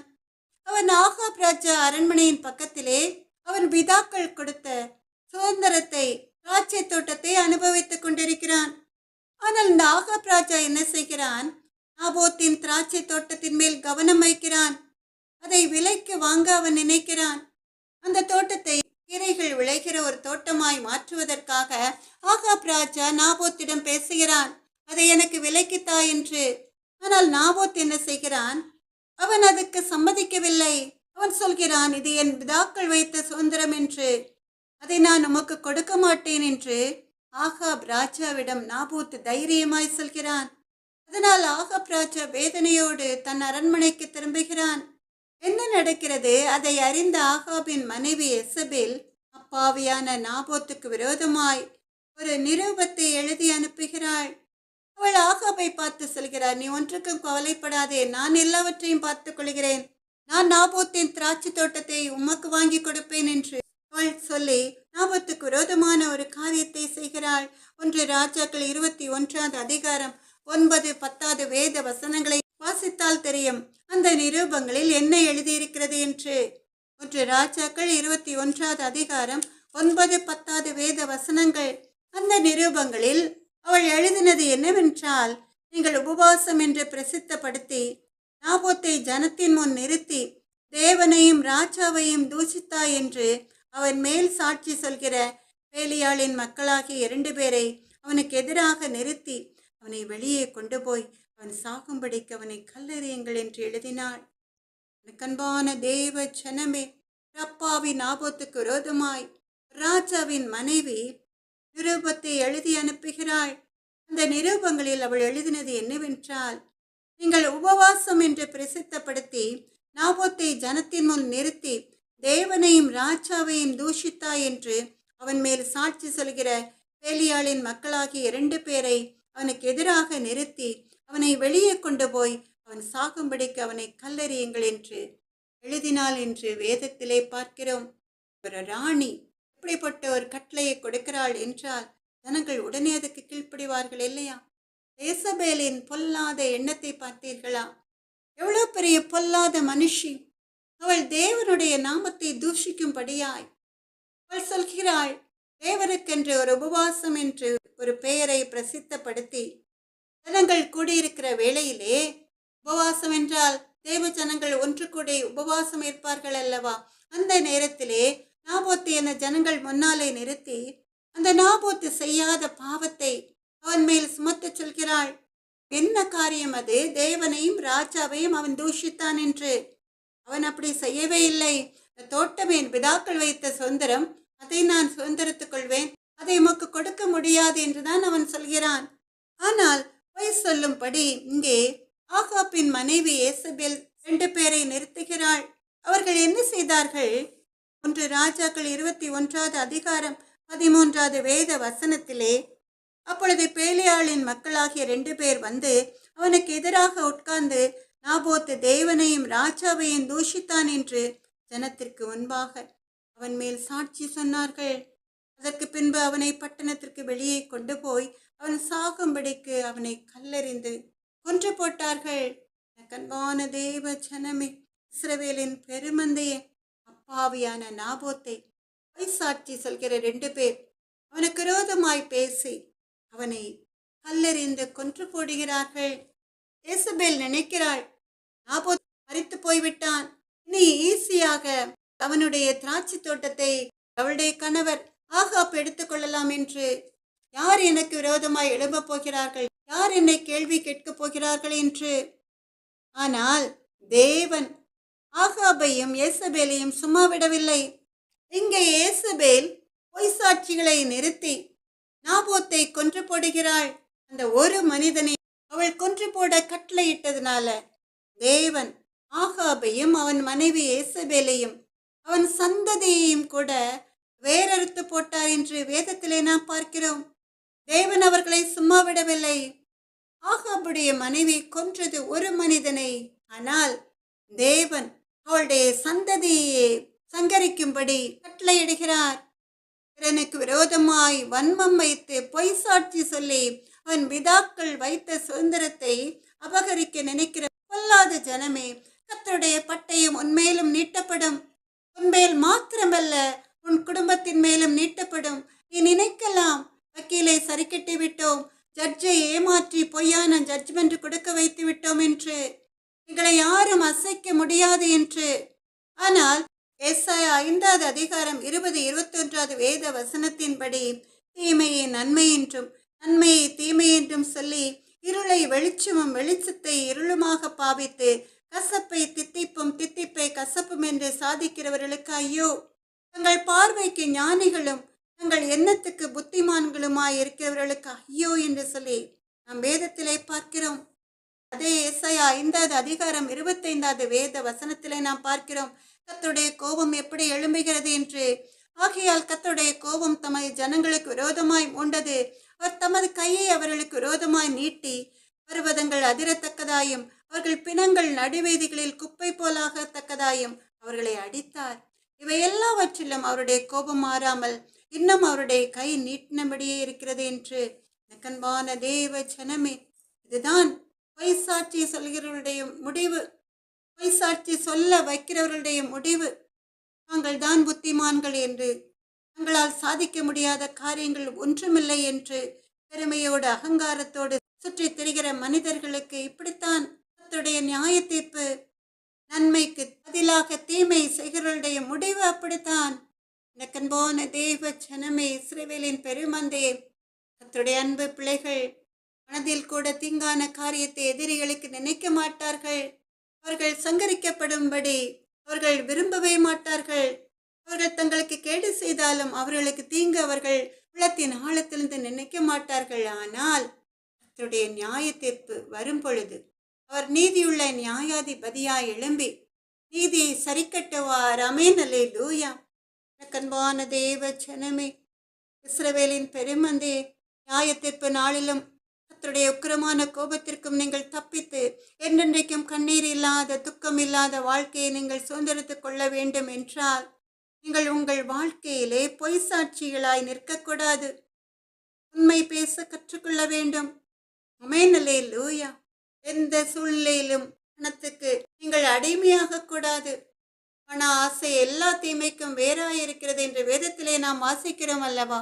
இந்த உலகத்திலே அநேக வீடுகளிலே சண்டைகள் இருப்பது உங்க எல்லாருக்கும் தெரிந்திருக்கும். கணவனுடைய கோபம் பெரிதாகி சண்டை வந்து கணவன் மனைவிக்கிடையே பிரிவினைகள் உண்டாகிறது. பக்கத்து வீடுகளிலே ஒரு சின்ன பிரச்சனைக்காக சண்டை போட்டு அது பெரிதாகி கொலையில் கொண்டு போய் முடிந்து விடுகிறது. விளையாடுகிற பிள்ளைகளுக்குள் சண்டை வந்து அது பெரிதாகி வெட்டு குத்து என்று முடிகிறது இல்லையா? எனக்கன்பான தேவ ஜனமே, சிலர் தப்பு செய்துவிட்டு நான் தப்பே செய்யவில்லை என்று ஆர்கியூ பண்ணுவார்கள். சிலர் சின்ன சண்டையை ஊதி பெரிதாக்கி பெரிய பிரச்சனையாக்கி விடுவார்கள். மாமியாருக்கும் மருமகளுக்கும் வருகிற சண்டைகளும் அப்படிதான். வீட்டில் சமாதானம் போய்விடும். இப்படி சமாதானத்தை இழந்து சத்துருவுக்கு நீங்கள் இடம் கொடுக்காமல் ஏசாயா 32வது அதிகாரம் 18வது வேத வசனத்தின்படி நீங்கள் வாழ வேண்டும் என்றால், ஏசாயா 32வது அதிகாரம் 18வது வேத வசனம், என் ஜனம் சமாதான தாபரங்களிலும் நிலையான வாசஸ்தலங்களிலும் அமைதியாய் தங்கும் இடங்களிலும் குடியிருக்கும். ஏசாயா 32:18, என் ஜனம் சமாதான தாபரங்களிலும் நிலையான வாசஸ்தலங்களிலும் அமைதியாய் தங்கும் இடங்களிலும் குடியிருக்கும். ஆமென், அல்லேலூயா. அப்படி நீங்கள் வாழ வேண்டும் என்றால் முதல்ல நீங்க எண்ணாகமம் 12வது அதிகாரத்திலே நாம் பார்க்கிறோம். மிரியாமும் ஆரோனும் மோசேக்கு விரோதமாய் பேச ஆரம்பிக்கிறார்கள். அதை கண்டு கர்த்தருக்கு கடும் கோபம் வருகிறது. ஏன்னா கர்த்தர் மோசேயை குறித்து சொல்கிறார். அதை எண்ணாகமம் 12வது அதிகாரம் 3-7 வேத வசனங்களில் நீங்கள் வாசித்து பார்த்தால், மோசேயானவன் பூமியில் உள்ள சகல மனிதரிலும் மிகுந்த சாந்த குணமுள்ளவனாயிருந்தான். என் தாசனாகிய மோசேயோ அப்படிப்பட்டவன் அல்ல. என் வீட்டில் எங்கும் அவன் உண்மையுள்ளவன் என்று மோசேயை குறித்து கர்த்தரே சொல்கிறார். மோசே மிகுந்த சாந்த குணமுள்ளவனாய் இருந்ததினால, அவன் கர்த்தருக்கு நடுங்கிற பயத்தோடு உண்மையுள்ளவனாய் இருந்ததினால, மோசேக்கு விரோதமாய் மிரியாமும் ஆரோனும் பேசின பொழுது கர்த்தருடைய கடும் கோபம் மிரியாமின் மேல் எழும்புகிறது. உடனே என்ன நடக்கிறது? மிரியாம் குஷ்டரோகியாய் மாறும்படி கர்த்தருடைய கடும் கோபம் அவள் மேல் எழும்புறதுனால மிரியாம் குஷ்டரோகியாய் மாறிவிடுகிறாள். யாருக்கு விரோதமாய் அவர்கள் பேசுகிறார்கள்? மோசேக்கு விரோதமாய் தான் பேசுகிறார்கள். ஆனால் மோசே தன் உடன் பிறந்த சகோதரி மிரியாம் தனக்கு விரோதமாய் பேசின பொழுது அவளை மன்னித்து அவன் என்ன செய்கிறான்? கர்த்தரை நோக்கி என் தேவனை அவளை குணமாக்கும் என்று கெஞ்சுகிறான். தேவன் மோசேயின் சத்தத்தை கேட்டு மிரியாமை குணமாக்குகிறார். இங்கே என்ன நடக்கிறது? மோசேக்கு விரோதமாய் மிரியாமும் ஆரோனும் பேசும் பொழுது வேற யாரும் அவர்களுக்கு விரோதமாய் ஒரு காரியமும் செய்யவில்லை. ஆனால் மோசே தேவனுக்கு பிரியமானவனாய் இருந்ததினால தேவனே மிரியாமுக்கு விரோதமாய் எழும்பி நின்று அவளுக்கு ஒரு தண்டனையை கொடுக்கிறார். மிரியாம் குஷ்டரோகியாய் மாறிவிடுகிறாள். ஆனாலும் கூட மோசே அவளுக்காக தேவனுடைய சமூகத்திலே கெஞ்சி மன்றாடின வேளையிலே தேவன் அவள் குஷ்டரோகத்தை அவளை விட்டு நீக்கி விடுகிறார். நக்கன்பான தேவ ஜனமே, இஸ்ரவேலின் பெருமந்தையே, கர்த்தர் ஒரு மனிதனை தண்டிக்கும் பொழுது அந்த மனிதன் எந்த மனிதனுக்கு விரோதமாய் பாவம் செய்தானோ அந்த மனிதன் ஜெபிக்கும் வேளையிலே தான் கர்த்தர் ஜெபத்தை கேட்கிறார். அவர் மன்னிக்க தயப்பெருத்த தேவன், அவர் நிச்சயம் மன்னிப்பார். ஆமென், அல்லேலூயா. நீங்கள் சந்தோஷமாக வாழ வேண்டும் என்றால் முதல்ல நீங்க நீதிமொழிகள் 17வது அதிகாரம் 14வது வேத வசனத்தின்படி சண்டையின் ஆரம்பம் மதகை திறந்து விடுகிறது போலிருக்கும். ஆதலால் விவாதம் எழும்பும் முன் அதை விட்டுவிடு. நீதிமொழிகள் 17வது அதிகாரம் 14வது வேத வசனம். சண்டையின் ஆரம்பம் மதகை திறந்து விடுகிறது போலிருக்கும். ஆதலால் விவாதம் எழும்பும் முன் அதை விட்டுவிடு. எனக்கன்பான தெய்வ ஜனமே, இடத்திலே சண்டை ஆரம்பிக்கிறது என்றால் அந்த சண்டை எப்படி போய் முடியும்? ஒரு பெரிய மதகை திறந்து விடுகிறது போலிருக்கும். மதகை என்றால் தண்ணீர் சேமித்து வைக்கிற ஒரு இடம். பெரும்பாலும் வயல்கள் இருக்கிற இடங்களிலே அந்த மதகுகள் இருக்கும். அந்த வயல்களுக்கு நீர் பாய்ச்சுகிற நேரங்களில் எல்லாம் அந்த மதகை திறந்து விடுவார்கள். அப்படி திறந்தவுடன் பெருவெள்ள இறைச்சலோடு அந்த தோட்டத்திற்கு தேவையான தண்ணீர் அந்த மதகில் இருந்து பாய்ந்து வரும். அப்படிதான் ஒரு சண்டை ஆரம்பிக்கும் பொழுது அதை ஊதி ஊதி பெரிதாக்கினால் அந்த சண்டை பெருவெள்ள இறைச்சலை போல பெரிய அழிவை கொண்டு வந்துவிடும். எப்படி மதகை திறந்து விடுகிற பொழுது தண்ணீர் வெள்ளமாய் பாய்ந்து ஓடி வருகிறதோ அதுபோல அந்த சண்டை பெருவெள்ளத்தை போல ஒரு பெரிய அழிவை கொண்டு வந்துவிடும். அதனால் என்ன செய்ய வேண்டும்? சண்டை ஆரம்பித்தாலும் கூட சண்டை இல்லாத வீடுகளே கிடையாது இல்லையா? எனக்கன்பான தேவ ஜனமே, அந்த சண்டை ஆரம்பிக்கும் பொழுது அதை பெரிதாக்காமல் ஆரம்பத்திலேயே அதை கட் பண்ணி விட வேண்டும். அதை அப்படியே விட்டுவிட வேண்டும். ஒருவர் குறை சொல்லாமல் அந்த சண்டையை பெரிதாக்காமல் அது பெரிய விவாதமாய் மாறாமல் அதை விட்டுவிட்டால் ஆரம்பித்த சண்டை அப்படியே புஷ்ஷென்று ஒரு வெடியை வெடிக்கும் பொழுது அந்த வெடி வெடிப்பதற்கு முன்பாக அதிலே தண்ணீரை ஊற்றிவிட்டால் அது அணைந்து போய்விடும் அல்லவா? அதுபோல அந்த சண்டையை பெரிதாக்கவில்லை என்றால் ஒரு சண்டை ஆரம்பித்தாலும் அது அப்படியே புஷ்வானம் போல அணைந்து போய்விடும். அப்ப நீங்க என்ன செய்ய வேண்டும்? நீதிமொழிகள் 17வது அதிகாரம் 14வது வேத வசனத்தின்படி நீங்கள் நடக்க வேண்டும். இரண்டாவதாக நீதிமொழிகள் 15வது அதிகாரம் 1வது வேத வசனத்தின்படி நீங்கள் நடக்க வேண்டும். நீதிமொழிகள் 15வது அதிகாரம் 1வது வேத வசனம். மெதுவான பிரதியுத்தரம் உக்கிரத்தை மாற்றும், கடும் சொற்களோ கோபத்தை எழுப்பும். சண்டை இல்லாமல் நீங்கள் சமாதானமாய் வாழ வேண்டும் என்றால் இரண்டாவதாக நீங்கள் செய்ய வேண்டிய காரியம் நீதிமொழிகள் 15வது அதிகாரம் 1வது வேத வசனத்தின்படி நடக்க வேண்டும். மெதுவான பிரதியுத்தரம் உக்கிரத்தை மாற்றும், கடும் சொற்களோ கோபத்தை எழுப்பும் என்ற வேத வசனத்தின்படி உங்கள் குடும்பத்திலே ஒருவர் கோபமாய் பேசும் பொழுது நீங்கள் அமைதியாய் சாந்தமாய் பேசினால் அது அவர் கோபத்தை மாற்றிவிடும். அதற்கு பதிலாக அவர் 1 சொன்னால் நான் 100 சொல்லுவேன், அவருக்கு நான் சளைத்தவன் அல்ல என்று பேச ஆரம்பித்தால் உங்கள் வீடே 2ஆகிவிடும். யாராயிருந்தாலும் சரி, சண்டை போடுகிற இடங்களிலே உங்கள் குடும்பங்களில் சண்டை வரும் பொழுது நீங்கள் சாந்தமாய் பேச ஆரம்பித்தால், கோபமாய் பேசுகிறவர்களுக்கு முன்பாக நீங்கள் சாந்தமாய் பேசாவிட்டாலும் சிரித்து விட்டாலும் கூட அவர்கள் உங்களை கேலியாய் ஏளனமாய் பார்த்து பதிலுக்கு நீங்கள் பேசாததுனால அவர்கள் அப்படியே ஒதுங்கி போய்விடுவார்கள். இதிலே ஒரு ஜெயத்தை நீங்கள் பெற்றுக்கொள்வீர்கள். சமாதான காரணரின் பிள்ளைகளாய் மாறிவிடுவீர்கள். எனக்கன்பான தேவ ஜனமே, உங்கள் கோபத்தை நீங்கள் விட்டுவிட்டு யாராவது ஒருவர் உங்கள் குடும்பத்திலே கணவன் மனைவிக்கு விரோதமாய் அல்லது மனைவி கணவனுக்கு விரோதமாய், பெற்றோர் பிள்ளைகளுக்கு விரோதமாய், பிள்ளைகள் பெற்றோருக்கு விரோதமாய் பேசும் பொழுது உங்கள் கோபத்தை நெகிழ்ந்து நீங்கள் அமைதியாய் சாந்தமாய் பதில் சொல்ல ஆரம்பித்தால் அது அவர்களுடைய கோபத்தை மாற்றி உங்கள் வீட்டிலே ஒரு சந்தோஷத்தை ஒரு மகிழ்ச்சியை கொண்டு வந்துவிடும். ஆமென் அல்லேலூயா. எனக்கன்பான தேவ ஜனமே, இஸ்ரவேலின் பெருமந்தையே, மூன்றாவதாக யாக்கோபு 1வது அதிகாரம் 26வது வேத வசனத்திலே நாம் பார்க்கிறோம். உங்களில் ஒருவன் தன் நாவை அடக்காமல் தன் இருதயத்தை வஞ்சித்து தன்னை தேவ பக்தி உள்ளவன் என்று எண்ணினால் அவனுடைய தேவ பக்தி வீணாயிருக்கும் என்று. யாக்கோபு 1வது அதிகாரம் 26வது வேத வசனம். உங்களில் ஒருவன் தன் நாவை அடக்காமல் தன் இருதயத்தை வஞ்சித்து தன்னை தேவ பக்தி உள்ளவன் என்று எண்ணினால் அவனுடைய தேவ பக்தி வீணாயிருக்கும். இறக்கம்போன தேவ ஜனமே, பொதுவாக கர்த்தருடைய அன்பு பிள்ளைகளுக்கு, இஸ்ரவேலின் பெருமந்தைகளுக்கு பொறுமை அவசியமான ஒன்று. சில சர்ச்சுகளில் பார்த்துருப்பீங்க, ரொம்ப பக்தியாய் இருப்பாங்க. உண்மையாய் பக்தியாய் இருப்பவர்களை நான் சொல்லவில்லை. பக்தியாய் இருக்கிற மாதிரி வேஷம் போடுகிறவர்களை சொல்கிறேன். நன்றாக ஜெபிப்பாங்க, நன்றாக பாட்டு பாடுவாங்க, நாங்கள்தான் பக்தி உள்ளவர்கள் என்று பெருமை பாராட்டுவார்கள். அந்த சர்ச்சைகளில் உள்ள தலைமை போதகர்கள் நம்பும்படி அவர்கள் நடப்பார்கள். ஆனால் அவர்களுடைய இன்னொரு பக்கத்தை நீங்கள் பார்த்தால் தெரியும், அவர்கள் எவ்வளவு கோபக்காரர்கள் என்று, அவர்கள் மற்றவர்களுக்கு எவ்வளவு கேடு நினைப்பவர்கள் என்று. வீட்டிலே வேலை பார்க்கும் இடங்களிலே அவர்களைப் போல வீண் வார்த்தைகளை பேசுகிறவர்கள் யாருமே இருக்க முடியாது. யாக்கோபு 3வது அதிகாரம் 8, 9, 10 வேத வசனங்களில் இருக்கிறபடி அவர்கள் இருப்பார்கள். ஏற்கனவே நாம் இந்த வேத வசனங்களை வாசித்திருக்கிறோம் இல்லையா?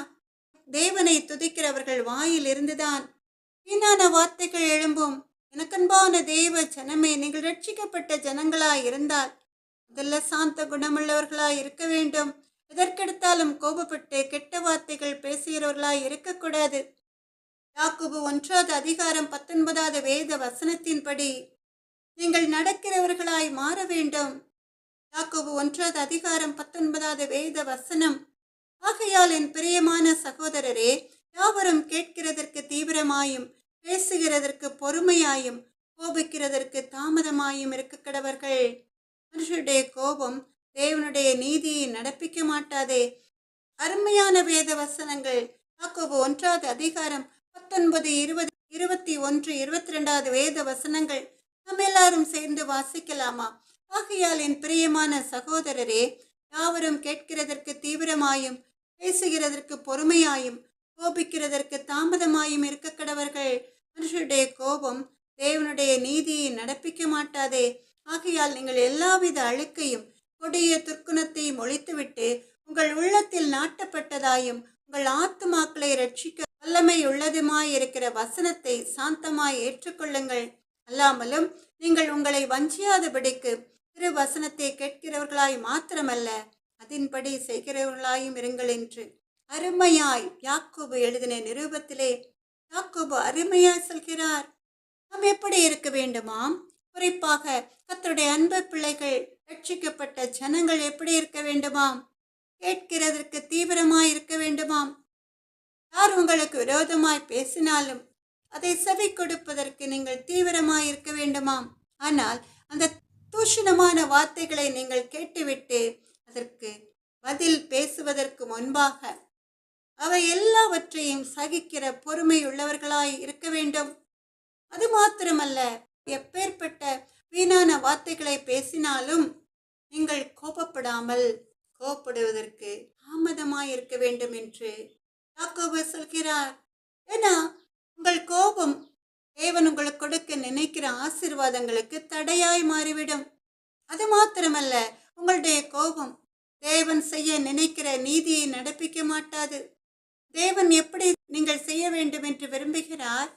நீங்கள் நீதியாய் நடக்க வேண்டும் என்று, நீங்கள் பொறுமையாய் இருக்க வேண்டும் என்று, கோபிக்கிறதற்கு தாமதமாய் இருக்க வேண்டும் என்று.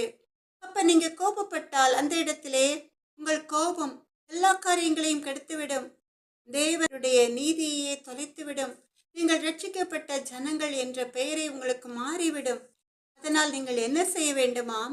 உங்கள் துர்க்குணத்தை உங்களை விட்டு அழித்து போட்டு நீங்கள் அடிக்கடி தியானிக்கிற, அடிக்கடி வாசிக்கிற வேதத்தில் உள்ள வசனங்களை, உங்கள் ஆத்துமாக்களை ரட்சிக்க வல்லமையுள்ள அந்த வேத வசனங்களை உங்கள் உள்ளத்திலே அப்படியே நாட்டப்பட்டதாய், உங்கள் உள்ளத்திலே வேரூன்றப்பட்டதாய் அந்த வேத வசனங்களை சாந்தமாய் ஏற்றுக்கொள்கிறவர்களாய் இருக்க வேண்டுமாம்.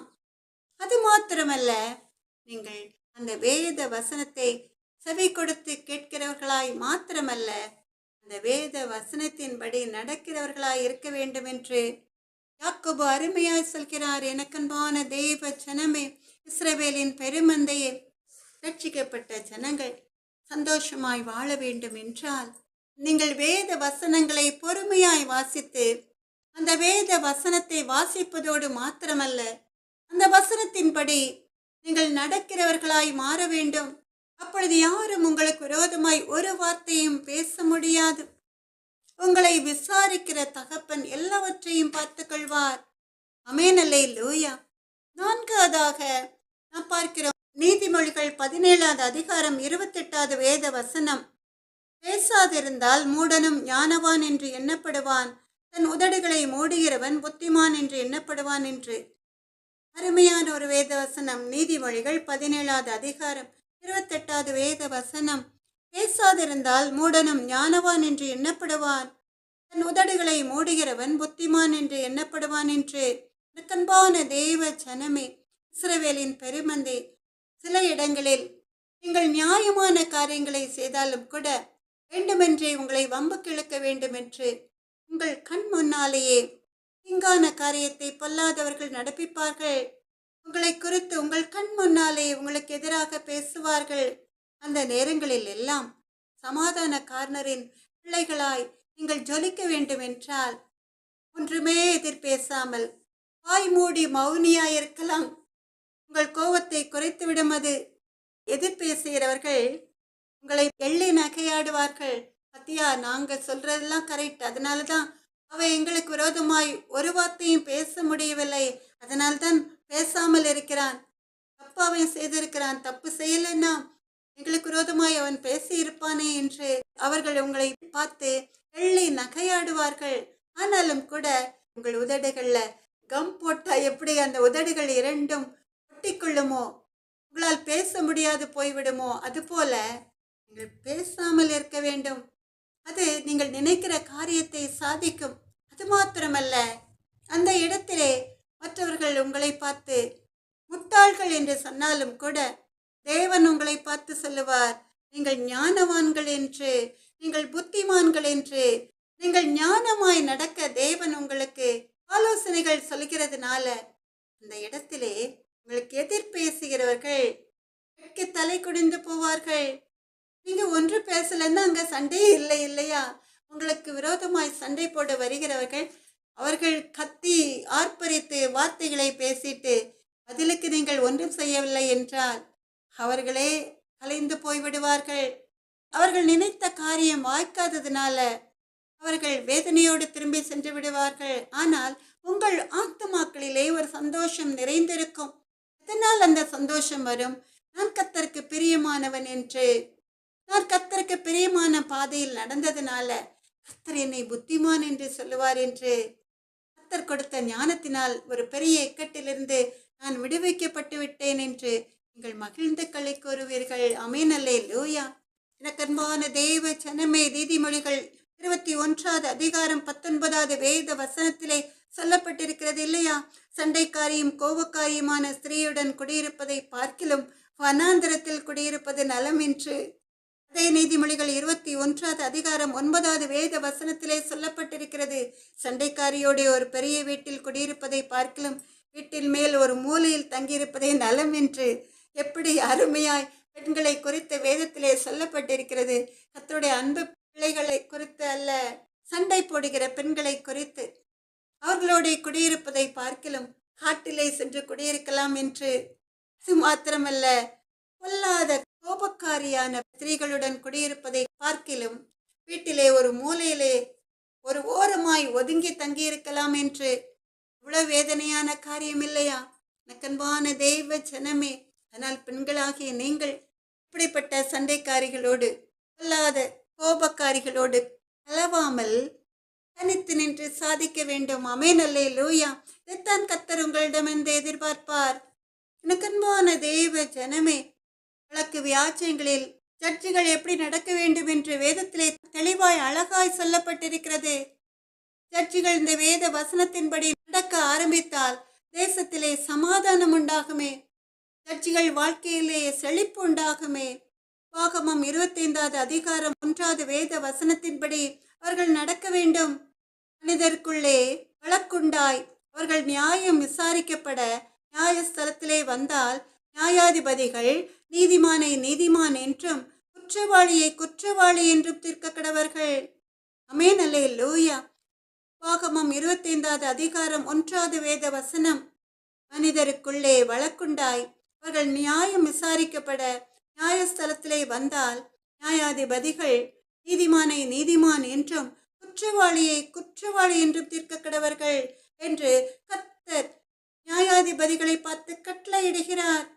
2 மனிதர்களுக்குள்ளே அல்லது 2 குடும்பங்களுக்கு இடையே ஒரு வழக்கு வந்தால் அவர்கள் நியாயம் விசாரிக்கப்படுவதற்காக கோர்ட்டுகளுக்கு வரும் பொழுது அங்குள்ள ஜட்ஜிகள் நன்றாய் தீர ஆராய்ந்து விசாரித்தறிந்து எவ்வளவு பொய் சாட்சிகள் நீதிமான்களுக்கு விரோதமாய் எழும்பினாலும் கூட அவர்கள் அந்த வழக்கை கர்த்தரிடமிருந்து ஞானத்தை பெற்றுக்கொண்டு நீதியாய் விசாரித்து அறிந்து நீதிமானை நீதிமான் என்றும் குற்றம் செய்தவர்களை குற்றவாளிகள் என்றும் நியாயம் தீர்க்க வேண்டும். அவர்கள் கர்த்தருக்கு மாத்திரம் நடுங்கிற பயத்தோடு ஜீவிக்க வேண்டும். அவர்கள் பரிதானம் வாங்கக்கூடாது. மேல் அதிகாரிகளுக்கு அவர்கள் பயப்படக்கூடாது. அப்படி இருக்கும் பொழுது அவர்கள் நீதியாய் நியாய தீர்ப்பு செய்யும் பொழுது கர்த்தர் அவர்களுக்கு ஒரு பெரிய ஆசீர்வாதத்தை கொடுப்பதோடு மாத்திரமல்ல, கர்த்தர் அவர்களுக்கு ஒரு நல்ல பாதுகாப்பையும் கொடுப்பார். ஆமென், அல்லேலூயா. எனக்கன்பான தேவ ஜனமே, இஸ்ரவேலின் பெருமந்தே, இதுவரைக்கும் நாம் பார்த்தோம், நாம் எப்படி இருந்தால் நம்முடைய வாழ்க்கை சந்தோஷமாய் சமாதானமாய் கர்த்தர் கொடுக்கிற ஆசீர்வாதங்களோடு நிரம்பி இருக்கும் என்று. முதலாவது, சண்டை பெரிதாகும் முன்பாக அதை விட்டுவிட வேண்டும் என்று. ஒரு சண்டை ஆரம்பித்தாலும் கூட அது பெரிய சண்டையாய் மாறும்படி விவாதிக்காமல், அதை குறித்து மேலும் மேலும் சண்டை போடாமல் அதை அப்படியே விட்டுவிட வேண்டும் என்று. இரண்டாவதாக நாம் பார்த்தோம், மெதுவான பிரதியுத்தரம் என்று.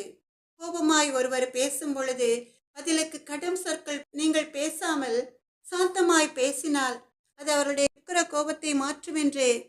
மூன்றாவதாக நாம் பார்த்தோம், ரட்சிக்கப்பட்ட ஜனங்கள் வேதத்தை வாசித்து வேதத்தின்படி நடக்கிறவர்களாய் இருக்க வேண்டும் என்று, சாந்த குணமுள்ளவர்களாய் இருக்க வேண்டும் என்று. நான்காவதாக நாம் பார்த்தோம், பேசாமல் இருப்பது ரொம்ப நல்லது என்று. உங்களுக்கு விரோதமாய் யார் சண்டை போட எழும்பினாலும் நீங்கள் வாய் மூடி மௌனியாய் இருப்பது நல்லது என்று. கடைசியாக ஐந்தாவதாக, நீங்கள் செய்ய வேண்டிய காரியம், உங்கள் நாவை அடக்க வேண்டும் என்றால் நீங்கள் உங்கள் வாயின் வார்த்தைகளை காத்துக்கொள்ள வேண்டும். உங்கள் வாயின் வார்த்தைகளை காத்துக்கொள்ள வேண்டும் என்றால் நீங்கள் துதிக்க ஆரம்பிக்க வேண்டும். கர்த்தரை நீங்கள் துதிக்க துதிக்க உங்கள் கோபம் போய்விடும். சத்துரு உங்களை விட்டு தூர ஓடி போவான். எப்பேற்பட்ட துன்மார்க்க ஸ்திரீயோ துன்மார்க்க மனிதனோ உங்களுக்கு விரோதமாய் பேசும் பொழுது உங்கள் உள்ளத்தின் ஆழத்திலிருந்து நீங்கள் கர்த்தரை துதிக்க ஆரம்பித்தால் உங்களுக்கு விரோதமாய் எழும்பின சத்துரு ஓடி போவான். அருமையான ஒரு பாடல், ஃபாதர் பெர்க்மாஸ் அவர்கள் பாடின ஒரு பாடல். துதி எடுத்தால் சத்தான் ஓடுவான், ஒரு முறுத்தால் திரும்பி வருவான். துதித்து பாடி அதிலை இடிப்போம், மகிழ்ந்து பாடி எரிகோ பிடிப்போம். துதி எடுத்தால் சத்தான் ஓடுவான், ஒரு முறுத்தால் திரும்பி வருவான். துதிக்கும் தாவீதுக்கோ கொஞ்சமும் பயமில்ல, விசுவாச வார்த்தையால் ஒலியத்த முறியடிச்சான். துதித்து பாடி அதிலை இடிப்போம், மகிழ்ந்து பாடி எரிகோ பிடிப்போம். துதி எடுத்தால் சத்தான் ஓடுவான், ஒரு முறுத்தால் திரும்பி வருவான். டேவிட் பாடினான், சவுலுக்கு விடுதலை, கலக்கம் நீங்கியது, ஆறுதல் வந்தது. துதித்து பாடி அதிலை இடிப்போம், மகிழ்ந்து பாடி எரிகோ பிடிப்போம். துதி எடுத்தால் சத்தான் ஓடுவான், ஒரு முறுத்தால் திரும்பி வருவான். ஆடுகள் மேய்த்தவன் அரசனாய் மாறினான், ஆராதனை வீரனுக்கு ப்ரமோஷன் நிச்சயம். துதித்து பாடி அதிலை இடிப்போம், மகிழ்ந்து பாடி எரிகோ பிடிப்போம். துதி எடுத்தால் சத்தான் ஓடுவான், ஒரு முறுத்தால் திரும்பி வருவான். மீனின் வயிற்றிலே யோனா துதித்தான், கட்டளை பிறந்தது போனான் நினைவே. துதித்து பாடி அதிலை இடிப்போம், மகிழ்ந்து பாடி எரிகோ பிடிப்போம். துதி எடுத்தால் சத்தான் ஓடுவான், ஒரு முறுத்தால் திரும்பி வருவான். வாயிலே காலம் கையிலே திருவசனம், சுயத்தை உடைத்து ஜெயத்தை எடுப்போம். துதித்து பாடி அதிலை இடிப்போம், மகிழ்ந்து பாடி எரிகோ பிடிப்போம். துதி எடுத்தால் சத்தான் ஓடுவான், ஒரு முறுத்தால் திரும்பி வருவான். கர்த்தரை நம்புவோம், அவர் நம்மை தாங்குவார். வார்த்தையை நம்புவோம், வருமே விடுதலை. துதித்து பாடி அதிலை இடிப்போம், மகிழ்ந்து பாடி எரிகோ பிடிப்போம். துதி எடுத்தால் சாத்தான் ஓடுவான், ஒரு முறுத்தால் திரும்பி வருவான். ரக்காவில் கூடுவோம், நன்றி செலுத்துவோம். கர்த்தர் நல்லவர், கிருபை உள்ளவர். துதித்து பாடி மதிலை இடிப்போம், மகிழ்ந்து பாடி எரிகோ பிடிப்போம். துதி எடுத்தால் சாத்தான் ஓடுவான், ஒரு முறுத்தால் திரும்பி வருவான். சகலவிதமான துதிகன மகிமை அனைத்தும் மக்கே உண்டாவதாக. என் ஆத்துமாவே கர்த்தரை ஸ்தோத்திரி, என் முழு உள்ளமே அவருடைய பரிசுத்த நாமத்தை ஸ்தோத்திரி. என் ஆத்துமாவே கர்த்தரை ஸ்தோத்திரி, கர்த்தர் செய்த சகல உபகாரங்களையும் மறவாதே. ஆமென். அல்லேலூயா. எனக்கன்பான தேவ ஜனமே, இஸ்ரவேலின் பெருமந்தே, நம்முடைய கர்த்தராகிய இயேசு கிறிஸ்துவனுடைய கிருபையும் தேவனுடைய அன்பும் பரிசுத்த ஆவியினுடைய ஐக்கியமும் உங்கள் அனைவரோடும் கூட இருப்பதாக. ஆமென். அல்லேலூயா.